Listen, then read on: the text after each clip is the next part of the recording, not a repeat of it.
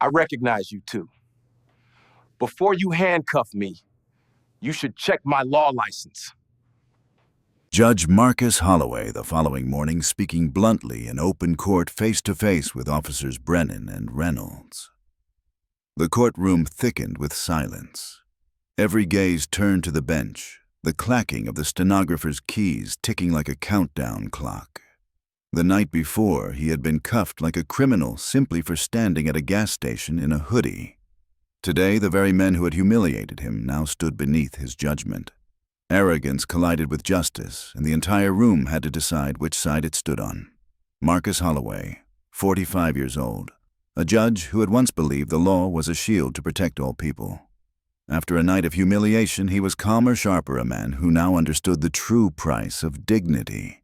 They thought he would retreat, but that experience did not break him. It unlocked a door, a confrontation that could drag an entire system into the light with an ending no one expected. That Tuesday, Marcus Holloway had expected no trouble.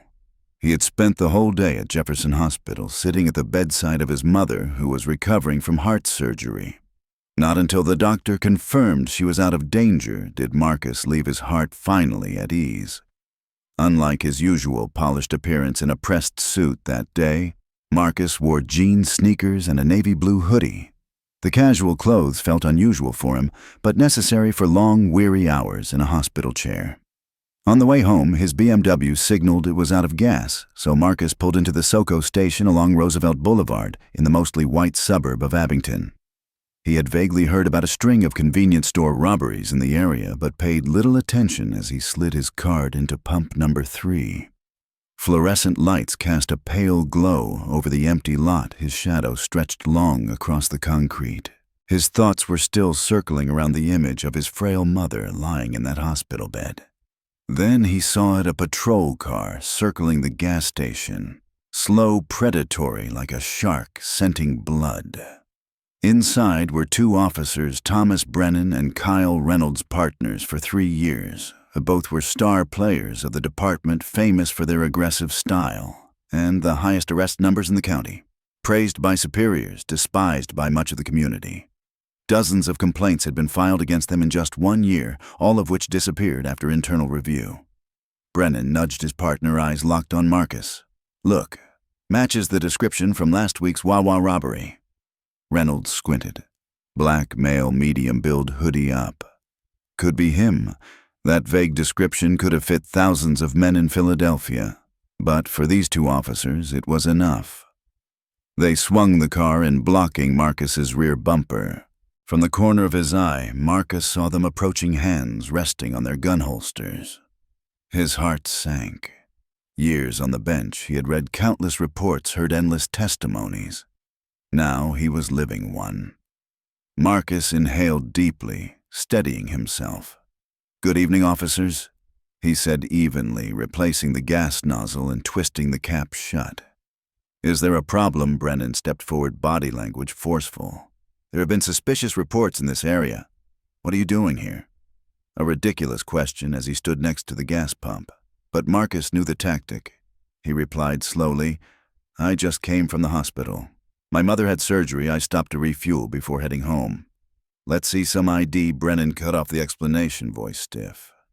Marcus met his eyes. "May I ask the reason?" "I'm simply pumping gas." Brennan's face darkened. "You match the description of a suspect in a recent robbery. Hand over your ID." Marcus raised an eyebrow. "And what exactly is that description besides blackmail?" The question clearly irritated them. Reynolds stepped in, voice sharp. "Sir, we need you to comply immediately." Marcus knew his rights, but he also knew the danger. He spoke clearly. "I will reach for my wallet slowly." His hand moved back with deliberate care. "My name is Marcus Holloway, judge of the Philadelphia County Court." The officers exchanged a glance. Brennan smirked.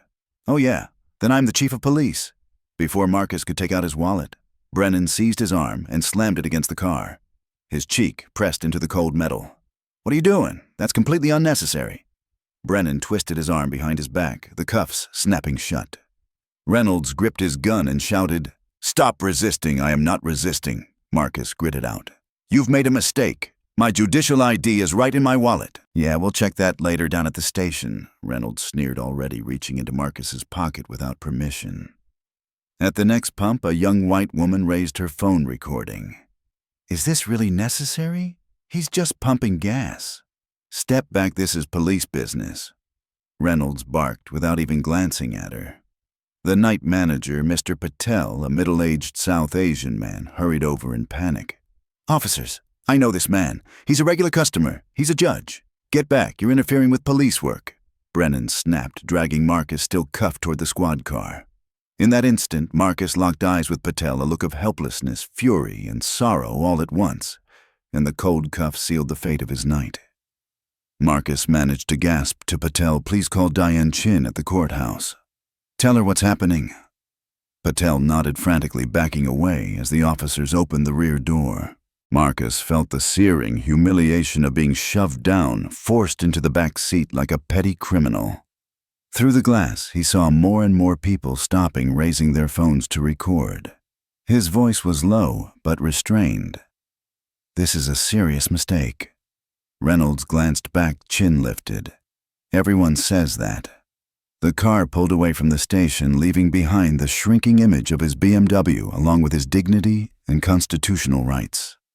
The less than 10-minute ride to the Abington Township Police Department stretched into what felt like a lifetime. Each jolt of the road drove the steel cuffs deeper into his wrists, a cruel reminder of his sudden helplessness. Up front, Brennan and Reynolds chatted casually, as if transporting groceries instead of a human being. "Another one claiming to be somebody important," Brennan sneered. "Last week some guy said he was the mayor's nephew." Reynolds burst out laughing. "Remember that lady who swore she was a brain surgeon? Turned out she had 3 warrants." Marcus stayed silent. He knew too well any word he spoke would be twisted or ignored. This was no longer about reason or truth. It was pure theater of power. The station came into view, a squat brick building, fluorescent lights deliberately stripping away any sense of humanity. The car stopped at the back entrance, hidden from public eyes. Dragged out, Marcus straightened his back, clinging to the last shred of dignity. The intake area buzzed with clattering keyboards and shuffling paperwork. Brennan shoved him forward, voice loud and clear. "Got a vagrant from the gas station, matches the Wawa robbery suspect. Claims he's a judge." That last line drew a few chuckles from nearby officers. The sergeant on duty, heavy-set thinning hair, glanced up briefly, then back down at his screen. "Name?" he asked curtly. "Marcus Holloway." Marcus said firmly, his voice ringing like it did in the courtroom. "I am a judge of the Philadelphia County Court. I demand to make a phone call immediately." The sergeant didn't change expression. "Yeah, sure. Empty your pockets." Marcus didn't move. "By my rights, I first want to make that call." That one assertion of constitutional right thickened the air. The sergeant shot up from his chair, voice harsh. "Look, cooperate, and everything goes smooth. Empty your stuff fingerprints, then maybe you'll get your call." Marcus understood they were stalling, trying to prevent him from contacting anyone who could verify his identity. He pointed at the cuffs. "I can't empty my pockets while restrained. And I know my right's a phone call immediately upon booking." Brennan stepped forward, yanking the cuffs off his wrists. "There. Now do what the sergeant says." The relief in his wrists was fleeting. His mind felt heavier than ever. One by one, Marcus placed his belongings on the counter-leather wallet, keyring, phone, hospital parking ticket. Half a pack of mints. The sergeant opened the wallet, pulling out each card. Even when he reached the judge's credential embossed with the state seal, his face showed nothing. "Shoes off, belt off," he ordered. Marcus complied, his bare feet chilling against the floor. Every item stripped away felt like another layer of his dignity peeled off. He thought of the countless defendants who had stood where he now stood, many without legal knowledge, without support. They had endured this processing with no one to witness their humiliation. Just then, a young officer walked in, coffee cup in hand. He glanced at Marcus, froze, his eyes widening. "Judge Holloway." His voice trembled. The room fell silent. Marcus recognized the face, though the name escaped him. "Yes, that's me, Darrell Jackson, sir. Last year you came to lecture at the academy about constitutional rights during arrest." Jackson looked around, saw the skeptical faces of his colleagues, then pressed his tone sharp. "What exactly is happening here?" The sergeant flinched slightly, looked again at Marcus, then back down at the judge's credential, this time more carefully. The color drained a shade from his face. Jackson stepped closer, leaned in, and whispered something quietly. The moment Officer Jackson confirmed his identity, the sergeant immediately picked up the phone. His voice hurried, "Captain, please come down to intake right away." Within minutes, the atmosphere in the station shifted completely. Captain William Preston appeared tall, broad-shouldered, with salt-and-pepper hair, and the polished demeanor of a man more accustomed to press conferences than street patrols. When his eyes met Marcus's, Preston's face faltered for a split second. "Judge Holloway," he said with an artificially sweet tone. "It seems there's been a terrible misunderstanding." Marcus locked eyes with him, gaze steady. "Yes, Captain. A misunderstanding about constitutional rights, police procedure, and human dignity." Preston's smile froze. He quickly waved his hands. "Let's get your belongings returned right away. Would you like some coffee? We can discuss this in my office." "No need," Marcus replied coldly. "I only want proper procedure observed. My right to make a phone call." Captain Preston nodded, his voice rushed. Of course. You can use my personal phone. The public phone will suffice." "I don't want special treatment," Marcus stressed, and Preston's confidence flickered. As Marcus picked up the receiver through the glass, he saw Brennan and Reynolds being pulled into the captain's office. Their gestures were heated, fingers pointing, heads shaking. Clearly, they were constructing a story to shield themselves and the department. But Marcus didn't call his private attorney. He called his colleague, Judge Diane Chen, who specialized in police misconduct cases. His voice was calm, recounting the events all the while, aware that Jackson was still nearby. His expression torn between loyalty to the force and respect for the man he once learned from. The news spread quickly. Officers whispered to each other, casting tense glances at Marcus. The sergeant, who had earlier dismissed his judge's ID, now hunched over his keyboard, typing furiously, no doubt trying to document a version that would protect himself. In the captain's office, the argument raged, Reynolds pointing, Brennan standing with arms crossed in defiance, Preston clutching his phone with one hand, running the other through his hair. When Marcus hung up, his belongings had already been gathered in a plastic bag, his belt and shoes returned. Preston emerged, professional smile restored, though his eyes betrayed tension. "Judge Holloway, on behalf of the entire department, I apologize. The officers were simply trying to be vigilant after a string of robberies in the area. They acted too hastily." Marcus accepted his wallet and keys, his eyes cold. "Vigilance does not justify trampling the Constitution. Captain, you know full well that a description cannot be reduced to 2 words. Blackmail." Preston's smile grew strained. In tense situations, officers have to make split-second decisions, and those decisions carry consequences. Marcus cut him off, voice even but unyielding. "I will not sign any report or waiver. I demand a full account unaltered." Before the captain could respond, Officer Jackson stepped forward hesitantly. So your car is still at the Sonoco station. I'd be glad to drive you back." Marcus nodded silently, grateful for this rare act of integrity. Outside, his phone buzzed nonstop. The video from the gas station was already online, spreading rapidly. By morning, the entire city would know Judge Marcus Holloway had been handcuffed at a gas pump, and Brennan and Reynolds had no idea of the storm about to break. Marcus walked out of the station, dignity intact, but his faith in the system deeply shaken. He now understood sometimes justice appears in the most unexpected of ways. At his colonial-style house in Chestnut Hill, he stood on the porch watching Jackson's car disappear around the corner.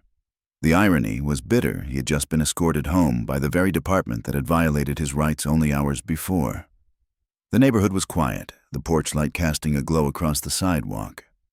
Mrs. Abernathy, the neighbor, walked her dog past him, eyes widening at his disheveled appearance. Marcus raised a hand in greeting, heart tightening. He knew all too well how a black man in casual clothes hair rumpled walking in a wealthy, mostly white neighborhood could instantly be labeled suspicious. The thought knotted his stomach. The key turned in the lock, the door opened. The familiar scent of Vanessa's vanilla and cinnamon candles lingered in the air. But tonight this home no longer offered its usual peace.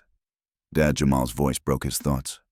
His 17-year-old son rushed out of the living room, phone in hand, face etched with worry. Behind him, Zora, his 14-year-old daughter, appeared in the hallway, her wide eyes full of concern. Jamal clenched his phone, his voice choked with anger. "We saw the video. It's all over the internet, Dad." Marcus set his bag down and wrapped both children in his arms.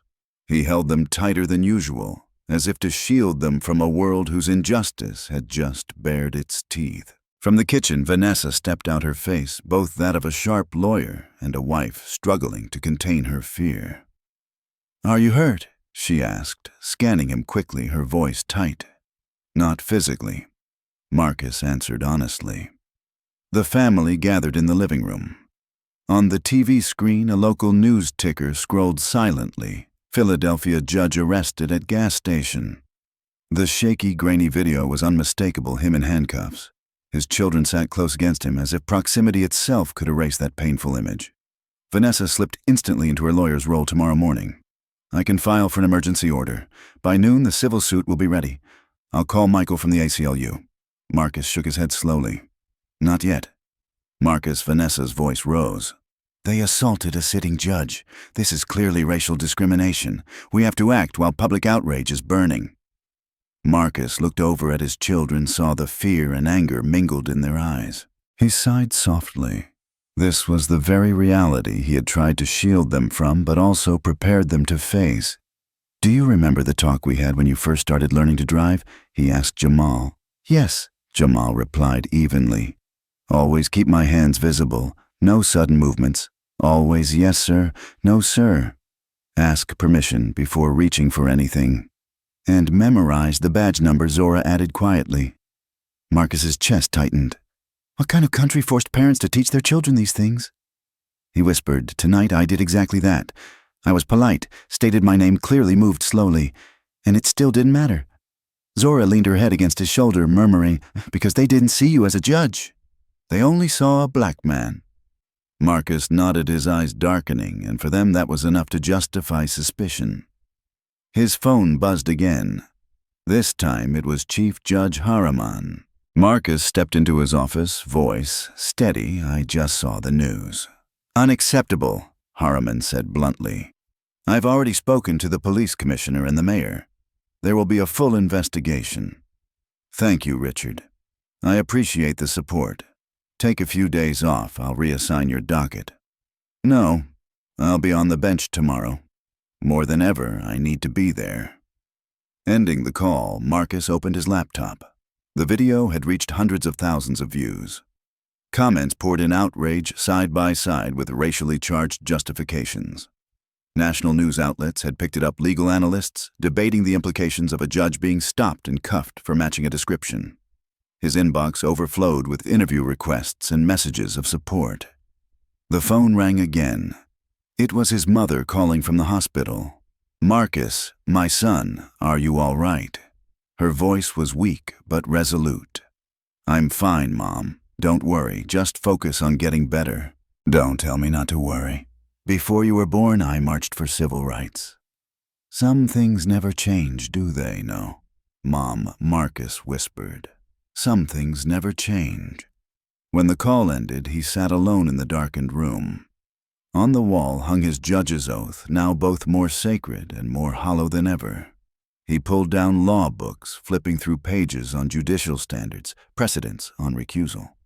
Vanessa appeared with a cup of hot tea. "The kids are asleep. Jamal insisted on staying up to help you prepare the lawsuit." Marcus smiled faintly, just like his mother. Vanessa perched on the edge of his desk, studying him. "What are you planning, Marcus? I know that look." Marcus turned the laptop screen toward her. Tomorrow's docket lists police misconduct case from the Abington Department itself. Originally, Judge Sanderson was presiding, but he just reported in sick. Vanessa's eyes widened. The same department as the officers who arrested you tonight? Marcus nodded. And I'm the one assigned to take over. Understanding spread across Vanessa's face, mixed with worry. Marcus, the conflict of interest issue will be scrutinized. I know. I checked the precedents. There's no mandatory recusal in this circumstance. Technically, the two cases are separate. Technically, yes, but the police union will fight it. Marcus met her gaze, his voice firm. Let them fight. This time, let the system prove itself. Close to midnight, Marcus finally went upstairs to shower. Hot water poured over him but could not wash away the memory of cold metal pressing against his cheek or the bite of cuffs on his wrists. In the mirror, bruises were beginning to show where Brennan had gripped his arm, living evidence on his own body. He had heard countless testimonies from black men describing the same experience. But how many times had he truly believed them? Perhaps as a judge, he had drifted too far from the harsh reality faced by those without the protection of a judicial badge. Back at Howard University Law School, Marcus had dreamed of reforming the system from within. And now he had become its victim. Dawn cast long shadows over Philadelphia. In the locker room at the precinct, officers Thomas Brennan and Kyle Reynolds struggled into their uniforms. They had tossed and turned all night, not from guilt, but from fear of administrative consequences. Preston had reassured them, at worst paid leave. Let the department shield you. But the viral video left them uneasy. Both their phones buzzed at once, a department-wide notification. All officers connected to pending misconduct cases must appear at Philadelphia County Court courtroom, 4B10 a.m. mandatory. Reynolds glanced at Brennan. This is about the Johnson complaint, right? Yeah. Sanderson's on it. And he always sides with the department. In his office, Captain Preston shuffled pointless papers, voice soothing. It's just procedure. Baseless complaint suspect clearly resisted. Just stick to the report. Don't worry about last night that's being handled at higher levels. Brennan smirked at Reynolds. Maybe we'll run into our self-proclaimed judges this morning. Both laughed blind to the storm ahead. At that very moment, Marcus walked through the judge's private entrance at the courthouse. Security officers greeted him with a different tone than usual. Good to see you back, Judge Holloway. It's shameful how they treated you, said Jackson, head of security, softly. Marcus nodded in thanks, moving quickly toward his chambers. The air was thick with whispers and sidelong glances. The familiar black robe hung on his chair heavier today, as if it carried new weight. A knock at the door. Judge Diane Chen entered, shutting it firmly behind her. You should have called me the moment you were stopped. Her voice was sharp, without preamble. Marcus straightened the stack of case files, nodded. Sanderson had food poisoning. I took over his docket. Chen folded her arms. That includes the Abington Township misconduct case. Marcus looked up. I've considered it carefully. Judicial ethics don't require recusal here. Chen pressed. Don't require it, true, but the police union will make noise. Marcus's gaze held steady. Diane, when was the last time you saw an officer truly held accountable? How many cases have we overseen, all ending meaningless? They sat in silence for a moment. Finally, Chen gave a small nod. You're walking a razor's edge, but sometimes justice demands that. As she left, she turned back. I'll be in 3A. If you need me, just call. Soon after, his clerk, Sophia, entered, arms full with a thick file. Your Honor, last-minute filings for the Abington case. And unusual media interest. Marcus closed his eyes briefly, drew a deep breath. Thank you, Sophia. Tell security to be prepared. The storm had reached the door. Marcus opened the file, reading the complaint of Antoine Johnson, a 24-year-old black man alleging police brutality and racial profiling during a traffic stop. Two names stood out, Thomas Brennan and Kyle Reynolds. A chill ran down Marcus's spine. The very same officers who had cuffed him the night before. He flipped through the internal investigation reports, the same hollow pattern officers cleared of responsibility despite witness corroboration. Attached personnel files, Brennan 5 prior complaints, Reynolds 7. All dismissed, labeled unsubstantiated. A pattern plain to anyone willing to see. Another knock. District Attorney Sandra Whitman entered, hesitating, her face showing she'd rather be anywhere else. Judge Holloway, regarding today's case. Good morning, Miss. Whitman. Marcus cut in politely. I assume you're here to discuss whether I should recuse. She nodded, faintly, voice wavering. Given last night's incident, the department is concerned about impartiality. Marcus replied calmly. I've reviewed judicial ethics carefully. There's no mandatory recusal. Today's case is separate from my personal incident, but it involves the same two officers. The same department Whitman pressed. Exactly, Marcus admitted, which gives me first-hand knowledge of their conduct. He rose, signaling the conversation was over. If there's a motion, I'll hear it in open court. Now, excuse me, I must prepare. The clock neared 10 a.m. Marcus draped the black robe over his shoulders. What once symbolized authority and respect now felt heavier, like armor for battle. The hallway hushed as he passed. Staff attorneys, even spectators, stared, eyes full of curiosity and tension. Outside courtroom 4B, a crowd gathered, reporters with badges, activists with signs, uniformed officers clustered to shield their colleagues. The bailiff pushed open the heavy wooden door. Inside, the courtroom was packed.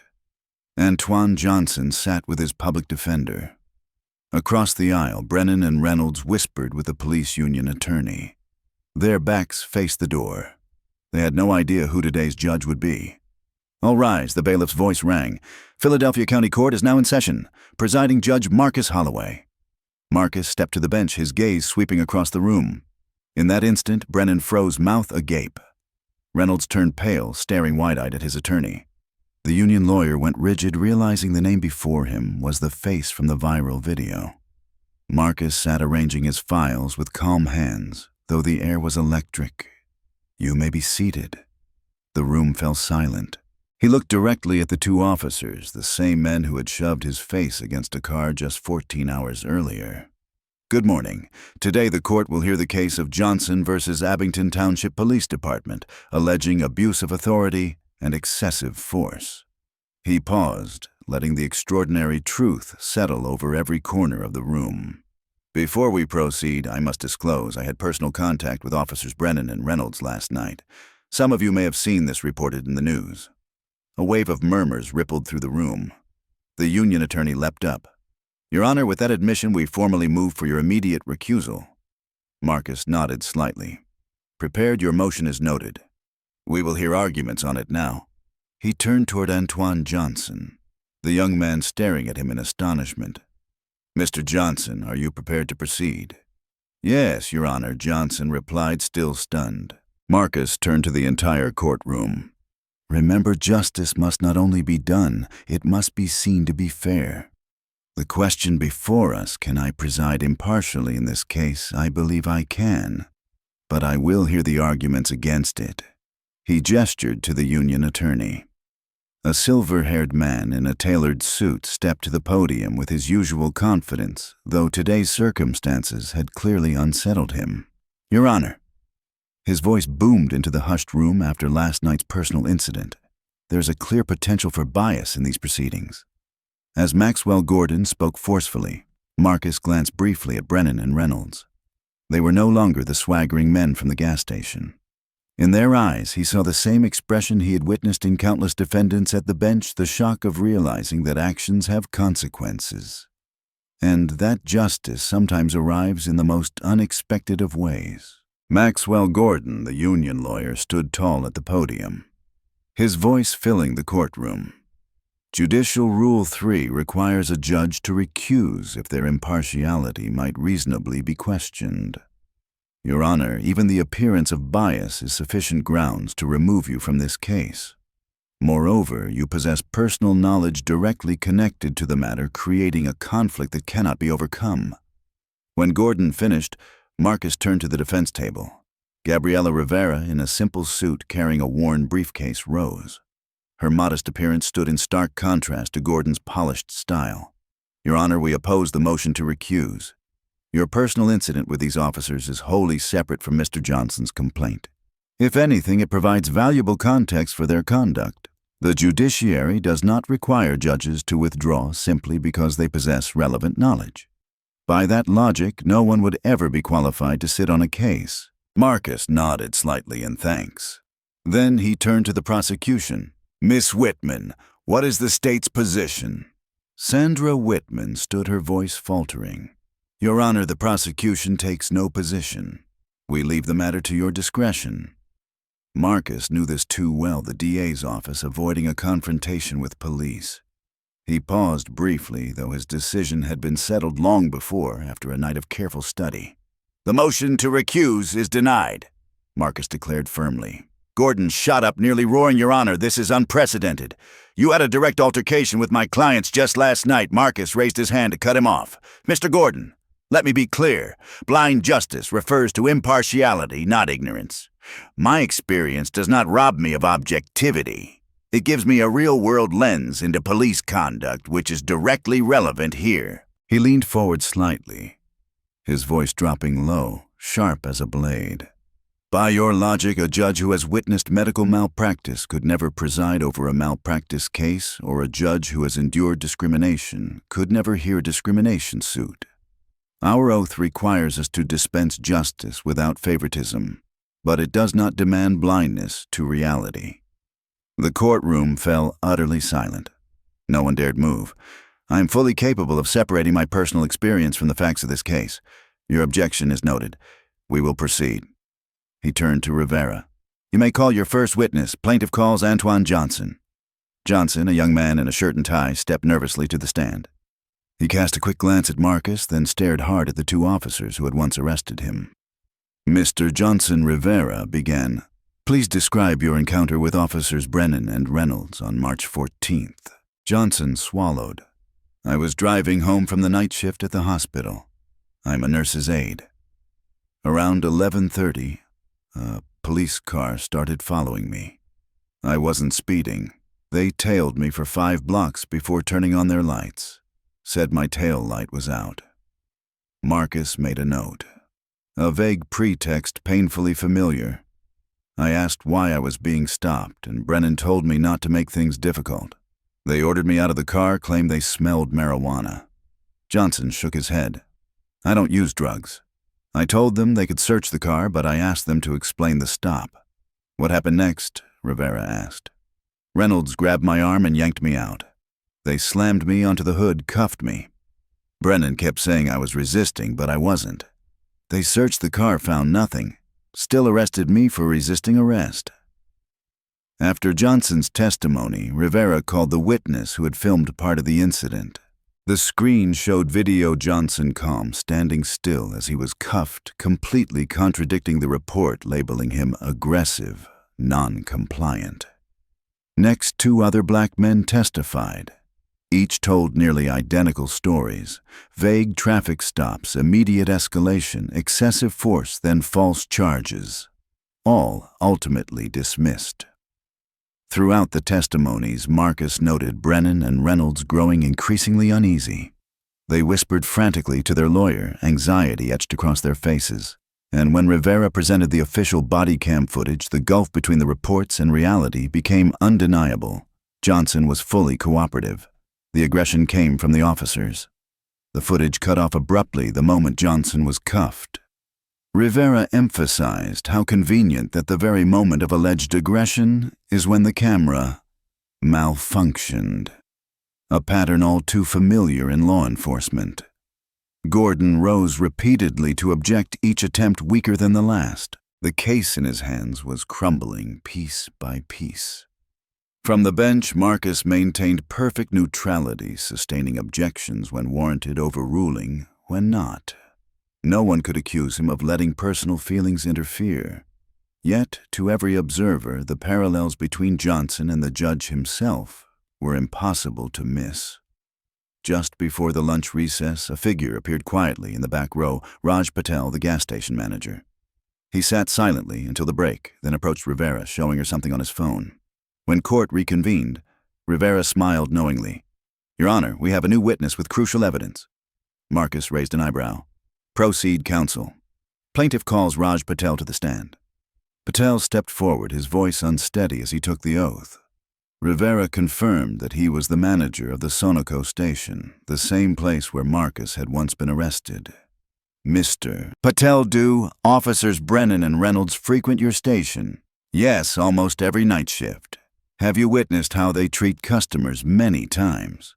They often stop and question black and brown customers, especially young men. But they were only there to buy gas. Objection. Gordon shot up. Irrelevant and prejudicial. Your Honor, this is evidence of a behavioral pattern showing that Mr. Johnson's experience was not isolated, Rivera countered. Marcus paused, then struck his gavel. Objection overruled. The witness may continue. Patel took a deep breath. After I saw what happened to you, Judge, I checked the security cameras. We keep 14 days of footage. Rivera opened her laptop. Mr. Patel has provided security video from March 14th, the night Mr. Johnson was arrested. The room seemed to hold its breath. The screen showed Brennan and Reynolds at the gas station an hour before Johnson's stop. Their voices rang out over the speakers. Need 1 or 2 more stops to hit quota. Reynolds even said clearly, head south, easier to get some down there. South meaning the black and Latino neighborhoods. All eyes fixed on the 2 officers. Brennan stared at the floor. Reynolds whispered frantically to Gordon. Their mask had cracked. Gordon leapt up. Objection. This evidence was not previously disclosed. Mr. Patel only just came forward, Rivera replied. The defense had every opportunity to request video from Johnson's route, but did not. Marcus weighed the matter, then ruled conditionally admitted. Defense will have the chance to review and respond. The video rolled on their casual words, now cutting like knives through the courtroom silence. Sensing the tide turning, Gordon requested a recess to confer. Marcus granted it, watching as the 3 men disappeared through the door, their earlier confidence gone. They returned with a new strategy. Your Honor, we call Captain William Preston to testify regarding department policy. Marcus narrowed his eyes. Exactly what he had hoped for. When Preston took the stand, he was visibly uneasy, glancing repeatedly at Brennan and Reynolds. His opening answers were textbook. We emphasize constitutional training, de-escalation, proportionality, always considered. But under Rivera's cross-examination, the facade cracked. Captain, does your department use quotas for stops and arrests? No, only performance metrics. Preston shifted tone. And how are those metrics measured? Number of stops, number of arrests. Activity is one factor in evaluations. And what happens if an officer falls short? Preston hesitated briefly. The evaluations may be lower. They might be seen as less proactive. Rivera nodded. So there is a clear incentive to make stops regardless of constitutional basis. Gordon objected, but the damage was already plain. When Brennan and Reynolds were called to the stand, their testimony quickly collapsed into contradictions. Gone was their commanding image, only 2 men fumbling cornered under the scrutiny of the entire room. Brennan claimed Johnson had reached toward his waistband, while Reynolds insisted he had lunged for the glove box. Yet neither detail appeared on the body cam, and more damning, neither was mentioned in the original report. From the bench, Marcus sat silent, his eyes cold, dissecting like a surgeon. He had seen this play hundreds of times, officers patching together justifications, after the fact unraveling under scrutiny, piece by piece. Officer Brennan Marcus interrupted Gordon's questioning. You testified that you stopped Mr. Johnson for a broken tail light, correct? Yes, Your Honor. But the mechanic's inspection the next morning confirmed all lights were functional. How do you explain that Brennan swallowed hard must have been fixed right after, Your Honor? Marcus raised an eyebrow. You also testified that Mr. Johnson was aggressive and uncooperative. Yet, the remaining footage shows him calm, compliant. How do you explain that he only became aggressive after the camera failed? Brennan insisted. Marcus made a note, his tone flat. How? Convenient. Reynolds fared no better, trembling as Rivera pressed him on the gas station conversation. It was just talk. Didn't mean anything. You mean you weren't actually seeking stops to meet quotas? Reynolds stalled. It's complicated. There's pressure to produce results. Pressure from where Reynolds glanced at Captain Preston, then dropped his eyes from oversight. The culture of the department. Gordon rushed to intervene, but too late. A crack had opened wide. During the short recess, Marcus noticed a young officer step in and lean toward Rivera. When court resumed, Rivera announced plaintiff calls a new witness, Officer Darrell Jackson. The young officer, who had recognized Marcus at the gas station, now walked to the stand, his eyes heavy with guilt. "How long have you served?" Rivera asked. 14 months, ma'am. In training, what were you taught about traffic stops in certain neighborhoods? Jackson hesitated. We were told to be more vigilant in high-crime areas. And how were those areas defined? He looked down, mostly the south side, the east side, where the majority are people of color. Was there specific instruction on reasonable suspicion? In theory, yes. But in practice? Jackson faltered. In practice, how Officer Rivera pressed. Jackson took a breath, then raised his eyes directly to Marcus. We were coached a black man driving a nice car in a white neighborhood is suspicious. A young black man in a hoodie is suspicious. Any ambiguous movement can be written up as resisting. Objection, Gordon shouted. Marcus struck his gavel, overruled. The witness is recounting direct experience. Jackson continued. Brennan and Reynolds were praised as productive because of their high numbers of stops and arrests, especially of people of color. Then his voice dropped bitter. Last night when I drove Judge Holloway back to the station, I heard Brennan say, "One more stop for the count." Before they realized he was a judge, the courtroom buzzed. Marcus kept his face composed, though inside the words pierced. To them, he too had been nothing more than a trophy. And after they learned he was a judge, Rivera asked. Jackson clenched his fists. Captain Preston gathered. Everyone said we needed to unify the story because judges cover for each other. Then ordered the dispatch log altered to show a report about a suspicious person matching Judge Holloway's description. The testimony detonated like a bomb. Fabricating records was a criminal offense. Preston went pale, lips pressed tight. In the next recess, Reynolds held an agitated, tense exchange with his lawyer. When court reconvened, Gordon stood. Your Honor, Officer Reynolds requests a private conference with you and counsel. Marcus looked down, weighing it. The air was taut as a wire. His decision now would shape the next turning point, cover-up or fracture from within. He ordered we will proceed in chambers. Only Officer Reynolds, Miss Rivera, Mr. Gordon, and the court reporter. In the closed room, Reynolds slumped his voice, halting. I want to clarify some things. What I said earlier about pressure and department culture, it's worse than that. Gordon cut in quickly, but Reynolds brushed him aside. We're trained to use certain phrases in reports: furtive movement, matched description, appeared nervous. They're code words to justify stops without real cause. He lifted his head, meeting Marcus's eyes. Last night we had no reason to stop you, except that I was a black man pumping gas in a white neighborhood. Marcus finished for him. Reynolds nodded, his face twisted with shame. Not officially, but that's the culture.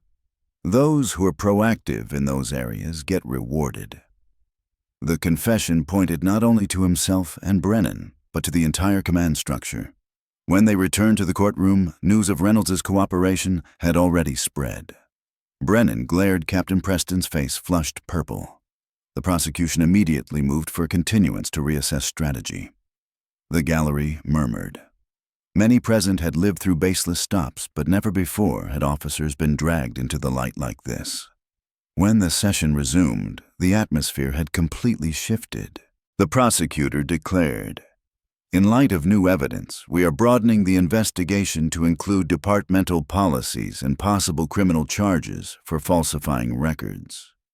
Gordon, desperate, begged for more time to negotiate. But just as Marcus prepared to respond, Brennan exploded, leaping to his feet. We were just doing our jobs. If people would just comply, stop turning everything into a race issue. None of this. Gordon frantically tugged at his sleeve, but Brennan raged on his face, contorted with fury. You people always demand special treatment. Even a judge like you thinks you're above the law. The courtroom froze. Reynolds stared in horror at his partner, then shoved his chair back, physically distancing himself. Marcus let the outburst hang in the air for several seconds, making sure everyone heard the raw truth. Then he spoke calm and steady. "Officer Brennan, that's enough. Your words are on the record. Court reporter, ensure every word is transcribed." He turned his icy gaze back on Brennan. "People often reveal their true nature under pressure. Thank you for your candor."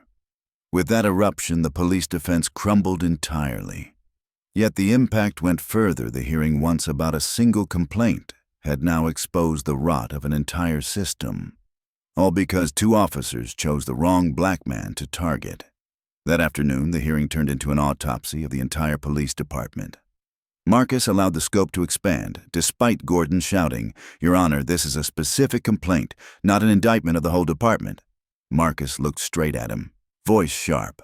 "When evidence shows that individual conduct reflects organizational patterns, the court not only has the right, but the duty to examine them. The public interest demands it." With that ruling, Marcus officially placed the entire system on the scales. Rivera quickly seized the opportunity, calling additional witnesses who had previously filed complaints against the department. Their testimony painted a consistent picture. Black and Latino drivers were stopped 5 times as often as white drivers. The phrase "match description" was used almost exclusively in cases involving people of color. Officers who focused their activity in minority neighborhoods scored higher in evaluations and were promoted faster. A community advocate presented figures from public records. In white neighborhoods, officers were required to have clear suspicion before stopping vehicles. In minority neighborhoods, the label "high crime area" sufficed. The truth was laid bare, undeniable. Outside the courthouse, national media set up their cameras. Inside the courtroom was packed with people carrying scars from unfair treatment. The community's presence in the gallery gave the proceedings palpable emotional weight. A visual reminder that every statistic represents a human being with a life and dignity. Marcus allowed criminology experts to testify. Dr. Eleanor Simmons, a professor of criminal justice, explained terms like furtive movements or suspicious behavior sound neutral, but in practice they're applied primarily to people of color. They function both as coded language and as a legal shield for discriminatory conduct. Mid-afternoon, Police Commissioner Frank Hargrove appeared in person, visibly anxious as the scope of the hearing widened. During the break, he requested a private meeting with Marcus, but was flatly refused. "All remarks must be placed on the official record," Marcus emphasized. For the first time in his tenure, the commissioner was forced to testify openly from the stand. "Our department categorically rejects racial discrimination." Hargrove asserted, his face taut. "Our policies strictly prohibit using race as a factor in law enforcement." Rivera advanced, voice firm. "If so, Commissioner, how do you explain the statistical disparities? Even controlling for other variables, the difference in treatment between black and white citizens remains stark." Hargrove floundered, reaching for crime rates and service calls, but could offer nothing persuasive. The courtroom silence said the rest. Outside, the crowd swelled. Banners rose, "Justice for all, end discrimination." The Antoine Johnson hearing had become the echo of an entire community. During the next recess, Marcus returned to the bench and unexpectedly saw his family. Vanessa sat behind him with Jamal and Zora at her side. The sight warmed him while reminding him of the core truth. This was not just a hearing, but a legacy his children would inherit. When court reconvened, Officer Jackson returned to the stand with new information. "Since my earlier testimony, several colleagues have approached me. They want to speak out about what's really happening, but they fear retaliation." Marcus considered, then made a controversial decision. "The court will hear sealed testimony with identities protected until a whistleblower statute can be applied." Gordon shouted objections, but Marcus brought the gavel down decisively. Truth must take precedence. 5 other officers testified in turn, all confirming there were covert quotas, a system that rewarded officers who made stops in minority neighborhoods, report writing with keywords to bypass judicial scrutiny, and pressure to cover for fellow officers. One officer was blunt. if you write furtive movement or match description. The court almost always accepts it, even without specifics. By late afternoon, additional documents surfaced showing that high-performing officers, those with many stops and arrests, received more favorable assignments and faster promotions. There was no metric at all for constitutional compliance. Marcus recalled Captain Preston. This time, Preston was forced to admit performance evaluations, take into account number of stops and arrests. But there is no oversight mechanism to ensure those actions are lawful, Marcus pressed. We assume our officers are acting properly, Preston replied weakly. Prosecutor Sandra Whitman sat at counsel table, growing paler by the minute. Her office had relied on countless such reports to prosecute cases. By day's end, she rose, her voice heavy. Your Honor, in light of today's evidence, the prosecution requests time to review our procedures for handling police testimony and evidence. This may affect hundreds of pending cases.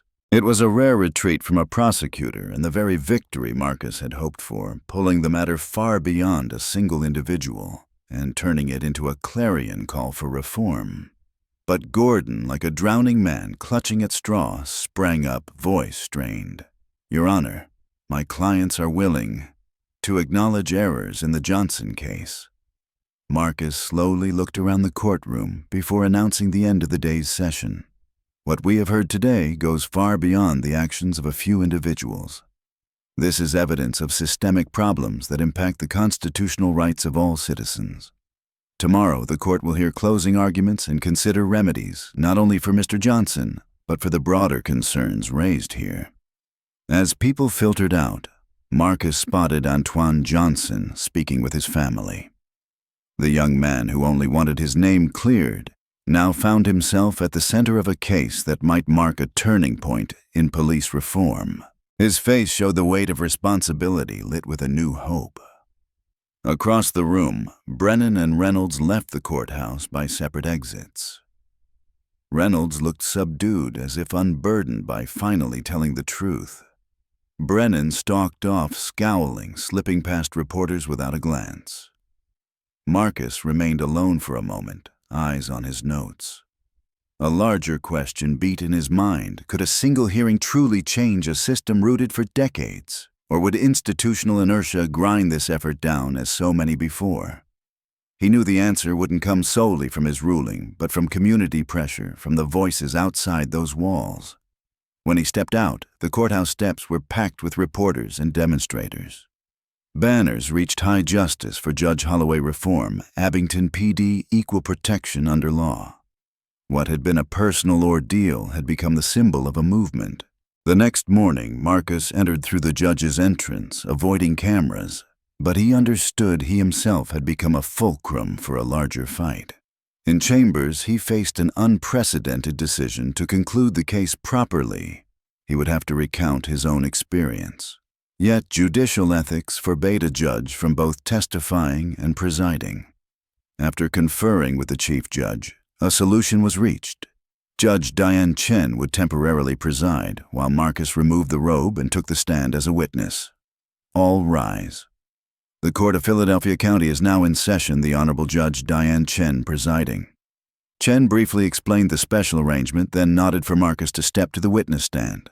For the first time in his career, he swore to tell the truth not as a judge, but as a citizen who had been handcuffed. He began with the moment he was confronted at the gas station, the mockery when he presented his judicial ID, the bite of cold cuffs and the contempt he endured at the station. His voice was steady, restrained, but each word pierced like a needle into the listeners' hearts. When my face was slammed onto the hood, I felt not only the cold of the metal, but 200 years of American history pressing against my cheek. Rivera, temporarily representing Marcus's interests, asked, what lasting impact has that experience had? Marcus looked out over the courtroom. Beyond the bruises, there's a deeper wound. I have devoted my career to believing this system can protect justice. In one night, I saw how easily it betrays those it is meant to protect. Gordon approached, but his cross-examination was feeble, tiptoeing around the substance. In this climate, attacking a respected judge would only make matters worse. When Marcus finished, he left the stand, returned to the back, and yielded to Judge Chen for closing arguments. Rivera emphasized that the evidence showed not only individual misconduct, but systemic gaps requiring comprehensive reform.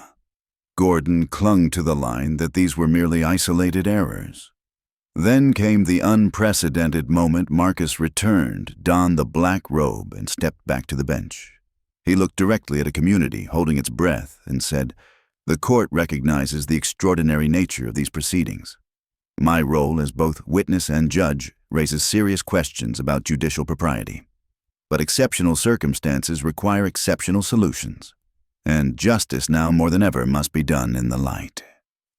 6 months after the historic ruling, Marcus Holloway stood at the wooden lectern of the Abington Community Center. Before him, the room was packed uniformed officers seated beside community activists, local officials alongside neighborhood residents. "When I was appointed chair of the Police Oversight Commission," Marcus began, "many doubted whether change was truly possible. We've all seen blue ribbon panels and nominal boards and watched them fade into irrelevance. What makes today different is the people in this room. An unprecedented partnership between those who enforce the law and the citizens the law is meant to protect." He pointed toward the crowd. The evidence was no longer on paper, it was right there alive before their eyes. The changes over the past 6 months had gone beyond expectation. Every officer now wore a body cam that could not be manually shut off. All data was uploaded directly to a server overseen by civilians. Traffic stop statistics were published monthly, with racial disparities analyzed. The officer evaluation system had been rewritten: no more rewards for the number of arrests, but for those who de-escalated situations, who built community ties, who upheld the spirit of the Constitution. Marcus announced his voice firm. "Preliminary data shows arbitrary stops have dropped by 40%. Crime rates remain steady. In fact, several categories have decreased. This proves what we've always said: aggressive stops do not make communities safer, they only fracture trust between citizens and police." In the front row sat Officer Daryl Jackson, now promoted to lead the Community Relations Division. His brave testimony had opened the door for all of this. Now he was a respected voice within the force. Behind him, Kyle Reynolds, after suspension and retraining, had returned to duty, choosing a different path, mentoring young recruits about constitutional rights and justice. Many remained skeptical, but his sincerity was slowly winning back respect. And Thomas Brennan, his road was harder. He had resisted, even considered quitting. But with encouragement from the most unexpected person, Antoine Johnson Brennan began confronting his own biases. Today he sat quietly in the back, avoiding cameras, but his very presence was proof that change was never easy, yet possible. Marcus continued, "We have implemented every reform ordered by the court, but we've gone further. We don't just teach officers what to do, but why to do it. Community voices are present at every level of policy making. And most importantly, we are building a culture where officers have the courage to speak up when they see wrongdoing." He invited Antoine Johnson to speak. The young man, now a criminal justice student, stepped up to the lectern. "The night I was stopped, I never imagined I'd stand here today. All I wanted was for someone to admit what happened to me was wrong. But what Judge Holloway showed me is that admission is only the beginning. True justice has to come with action." Outside the meeting hall, a small plaque at the Sunoco gas station where Marcus had been arrested had become a symbol. Patel, the manager, set up a modest memorial and opened a free coffee corner for monthly dialogues between police and the community. In the Holloway household, change had also taken root. Jamal, the son who once raged with anger and mistrust, now sat on a youth council advising police training programs. He was even considering following his father's path into law, or perhaps into policing to continue the reform journey. Marcus closed his speech, his voice slow, resonant.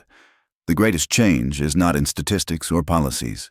It's in the small daily moments, a traffic stop where civil rights are respected, a black boy no longer tightening his chest when a patrol car drives by. That is what living justice looks like." He told a story from the previous week at that very Sunoco station. he witnessed a young officer approach a black teenager with a broken-down car. No shouting, no hand on a weapon, just an officer sitting beside him saying, "Let's call roadside assistance together." Marcus lifted his eyes to the hall. Applause rose like waves, not just for him, but for a community rebuilding its trust. He looked calmly around the chamber, his voice steady. "It would be a mistake for me to step aside now simply because I have also lived the injustice we are judging. Throughout judicial history, judges have been expected to set aside personal experience in order to rule impartially. Today, that standard must be upheld more than ever." Just as he finished, Brennan suddenly stood. The man who had shouted with rage days earlier now spoke with a trembling voice. "Your Honor, may I say a few words?" Marcus nodded. Brennan stepped to the lectern, a different man. "I've been a police officer for 11 years. My father, my grandfather before me. I thought I was simply carrying on tradition. But after hearing all this testimony, I realize now, I never thought about the numbers, the patterns. I treated every stop as a separate decision based on a feeling something was wrong." He lifted his eyes to Marcus, red with emotion. "That night when we stopped you at the gas station, I didn't see a judge.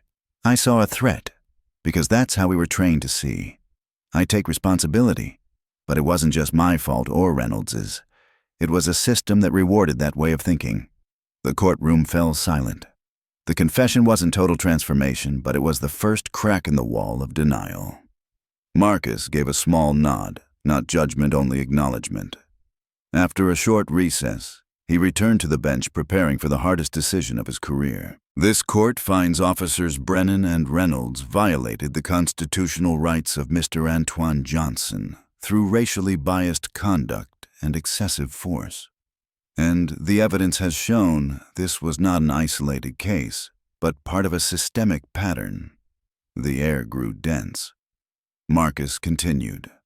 "The remedies must address both individual accountability and comprehensive reform." He read each line like a hammer-striking asterisk. "Brennan and Reynolds are suspended without pay for 6 months, required to complete intensive training on constitutional rights and implicit bias before returning to duty. Asterisk. The Abington Police Department must implement sweeping reforms, all officers equipped with body cams data overseen by a civilian board. Evaluation criteria rewritten to prioritize constitutional compliance over arrest numbers. Regular training on bias.